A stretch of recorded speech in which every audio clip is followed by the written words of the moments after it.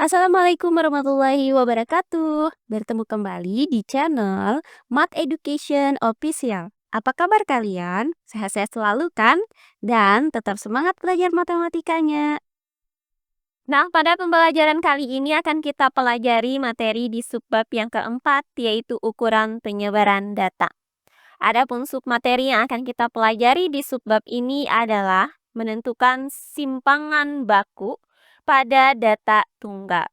Baiklah, langsung saja kita simak materinya.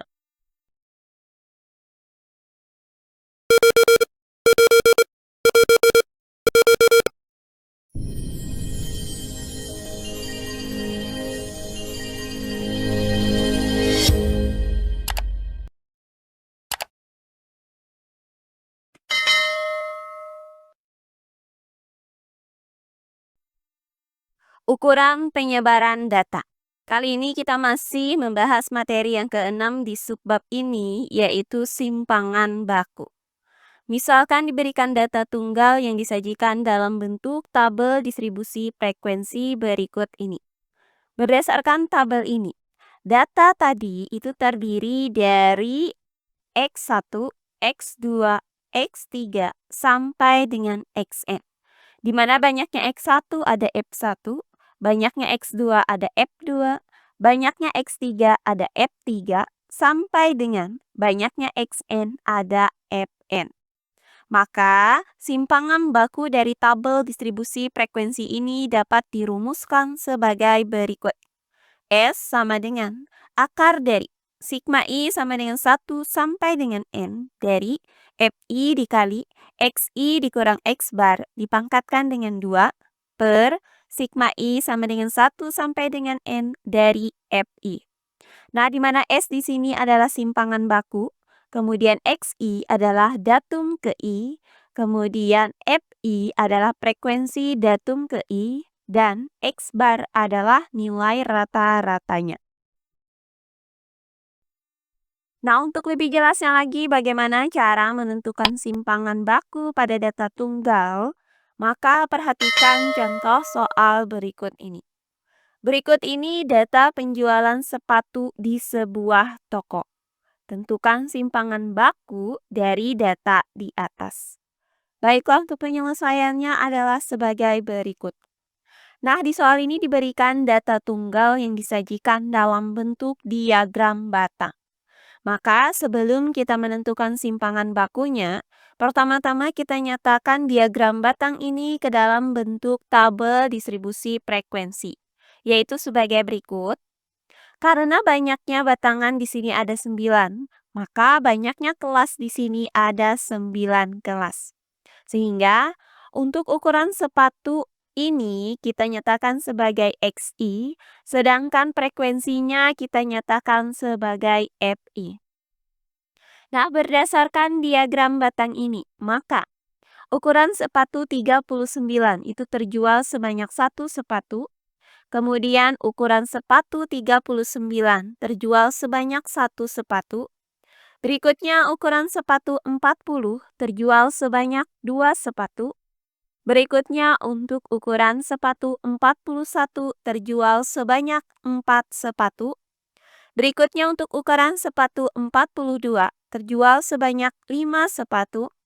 Berikutnya untuk ukuran sepatu 43 terjual sebanyak 7 sepatu. Berikutnya untuk ukuran sepatu 44 terjual sebanyak 7 sepatu. Berikutnya untuk ukuran sepatu 45 terjual sebanyak 2 sepatu. Dan untuk ukuran sepatu 46 terjual sebanyak 1 sepatu. Nah, inilah tabel distribusi frekuensi dari diagram batang di samping. Nah, langkah pertama untuk menentukan simpangan baku adalah menentukan nilai rata-ratanya.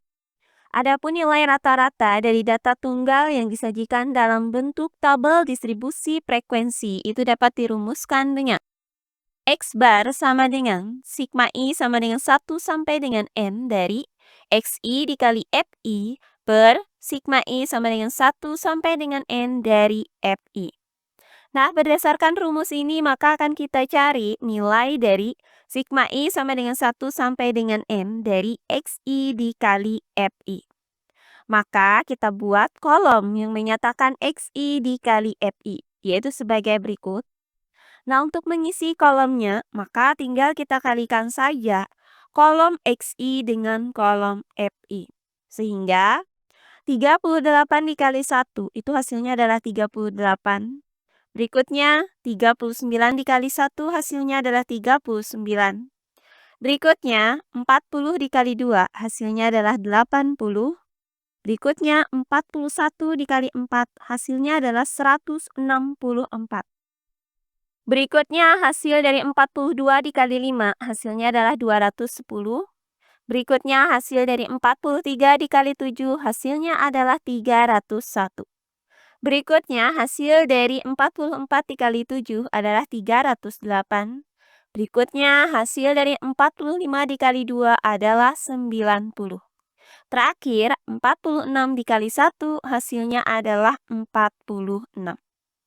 Nah, selanjutnya akan kita cari nilai dari sigma I sama dengan 1 sampai dengan N dari XI dikali FI. Nah, caranya tinggal kita jumlahkan semua bilangan yang ada di kolom XI dikali FI ini.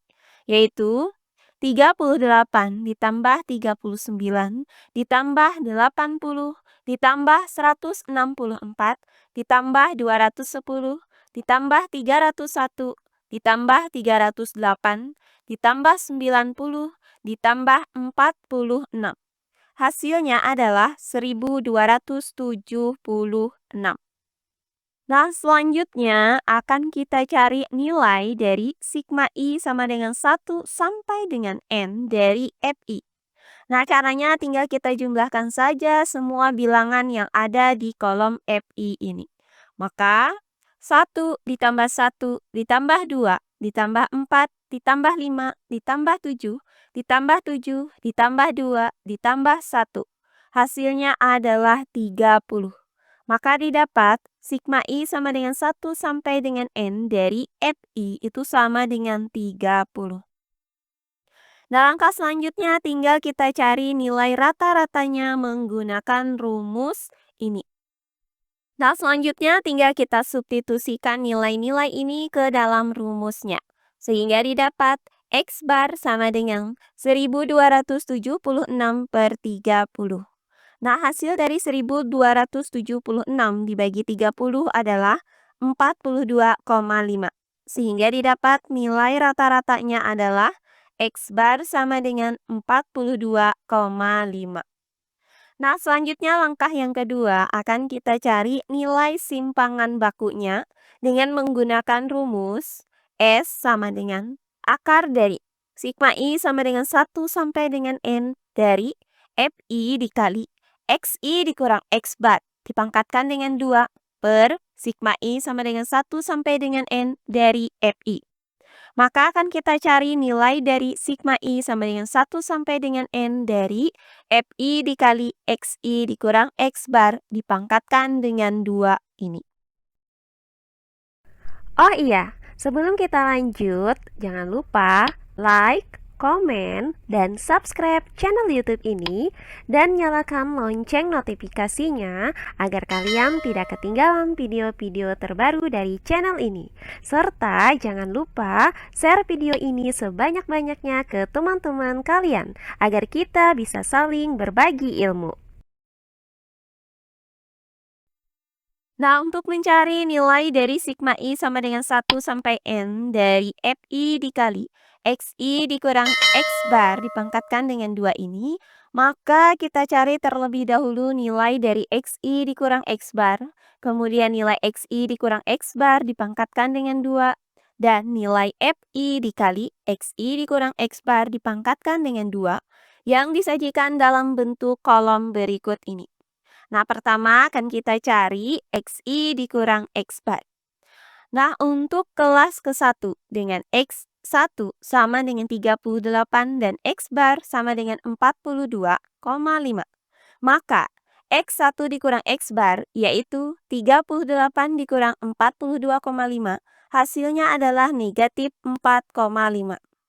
Berikutnya untuk kelas kedua dengan X2 sama dengan 39 dan X bar sama dengan 42,5. Maka X2 dikurang X bar yaitu 39 dikurang 42,5 hasilnya adalah negatif 3,5. Berikutnya untuk kelas ketiga dengan X3 sama dengan 40 dan X bar sama dengan 42,5. Maka X3 dikurang X bar, yaitu 40 dikurang 42,5, hasilnya adalah negatif 2,5. Berikutnya untuk kelas keempat dengan X4 sama dengan 41 dan X bar sama dengan 42,5, maka X4 dikurang X bar yaitu 41 dikurang 42,5, hasilnya adalah negatif 1,5. Berikutnya untuk kelas kelima dengan X5 sama dengan 42 dan X bar sama dengan 42,5. Maka X5 dikurang X bar yaitu 42 dikurang 42,5. Hasilnya adalah negatif 0,5. Berikutnya untuk kelas ke-6 dengan X6 sama dengan 43 dan X bar sama dengan 42,5. Maka X6 dikurang X bar yaitu 43 dikurang 42,5. Hasilnya adalah 0,5. Berikutnya untuk kelas ke-7 dengan X7 sama dengan 44 dan X bar sama dengan 42,5. Maka X7 dikurang X bar yaitu 44 dikurang 42,5. Hasilnya adalah 1,5. Berikutnya untuk kelas ke-8 dengan X8 sama dengan 45 dan X bar sama dengan 42,5. Maka X8 dikurang X bar yaitu 45 dikurang 42,5. Hasilnya adalah 2,5. Terakhir untuk kelas ke-9 dengan X9 sama dengan 46 dan X bar sama dengan 42,5. Maka X9 dikurang X bar yaitu 46 dikurang 42,5. Hasilnya adalah 3,5. Nah, berikutnya yang kedua akan kita cari nilai dari XI dikurang X bar dipangkatkan dengan 2. Maka tinggal kita kuadratkan yang ada di kolom XI dikurang X bar ini. Maka untuk kelas ke-1, negatif 4,5 dipangkatkan dengan 2. Hasilnya adalah 20,25. Berikutnya untuk kelas kedua, negatif 3,5 dipangkatkan dengan 2. Hasilnya adalah 12,25. Berikutnya untuk kelas ketiga, negatif 2,5 dipangkatkan dengan 2. Hasilnya adalah 6,25. Berikutnya untuk kelas keempat, negatif 1,5 dipangkatkan dengan 2. Hasilnya adalah 2,25. Berikutnya untuk kelas kelima, negatif 0,5 dipangkatkan dengan 2. Hasilnya adalah 0,25. Berikutnya untuk kelas ke-6, 0,5 dipangkatkan dengan 2. Hasilnya adalah 0,25. Berikutnya untuk kelas ke-7, 1,5 dipangkatkan dengan 2. Hasilnya adalah 2,25. Berikutnya untuk kelas ke-8, 2,5 dipangkatkan dengan 2, hasilnya adalah 6,25. Terakhir untuk kelas ke-9, 3,5 dipangkatkan dengan 2, hasilnya adalah 12,25. Berikutnya yang ketiga akan kita cari nilai FI dikali XI dikurang X bar dipangkatkan dengan 2. Maka tinggal kita kalikan kolom FI dengan kolom XI dikurang X bar dipangkatkan dengan 2. Maka untuk kelas ke-1, 1 dikali 20,25. Hasilnya adalah 20,25. Berikutnya kelas kedua, 1 dikali 12,25. Hasilnya adalah 12,25. Berikutnya untuk kelas ketiga, 2 dikali 6,25. Hasilnya adalah 12,5. Berikutnya untuk kelas keempat, 4 dikali 2,25, hasilnya adalah 9. Berikutnya untuk kelas kelima, 5 dikali 0,25, hasilnya adalah 1,25. Berikutnya untuk kelas keenam, 7 dikali 0,25, hasilnya adalah 1,75. Berikutnya untuk kelas ke-7. 7 dikali 2,25, hasilnya adalah 15,75. Berikutnya untuk kelas ke-8. 2 dikali 6,25, hasilnya adalah 12,5. Terakhir untuk kelas ke-9, 1 dikali 12,25, hasilnya adalah 12,25.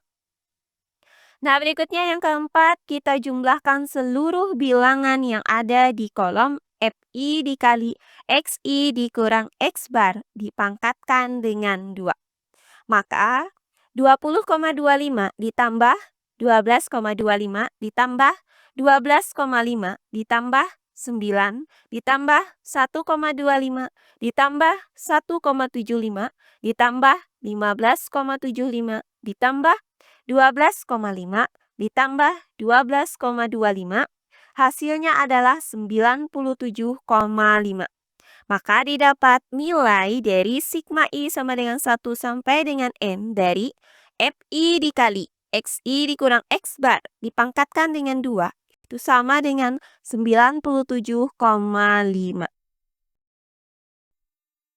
Nah, setelah didapat kedua nilai ini, maka langkah yang kedua tinggal kita cari simpangan bakunya dengan menggunakan rumus S sama dengan akar dari sigma I sama dengan 1 sampai dengan N dari FI dikali XI dikurang X bar dipangkatkan dengan 2 per sigma I sama dengan 1 sampai dengan N dari FI. Nah, selanjutnya tinggal kita substitusikan nilai-nilai ini ke dalam rumusnya. Sehingga didapat S sama dengan akar dari 97,5 per 30. Nah, untuk hasil dari 97,5 dibagi dengan 30 adalah 3,25. Maka didapat S sama dengan akar dari 3,25. Nah, hasil dari akar dari 3,25 ini adalah 1,80. Maka S sama dengan 1,80. Jadi didapat simpangan baku dari data yang disajikan dalam bentuk diagram batang di samping adalah 1,80. Nah, demikian pembelajaran kita kali ini di subbab yang keempat, yaitu ukuran penyebaran data. Untuk submateri, menentukan simpangan baku pada data tunggal. Semoga penjelasan dari saya mudah dimengerti oleh kalian semua. Jika ada yang kurang dipahami, silahkan kalian tulis di kolom komentar. Baiklah, untuk pembelajaran kali ini saya cukupkan sampai di sini. Bertemu kembali di pembelajaran kita berikutnya. Akhir kata saya ucapkan wassalamualaikum warahmatullahi wabarakatuh.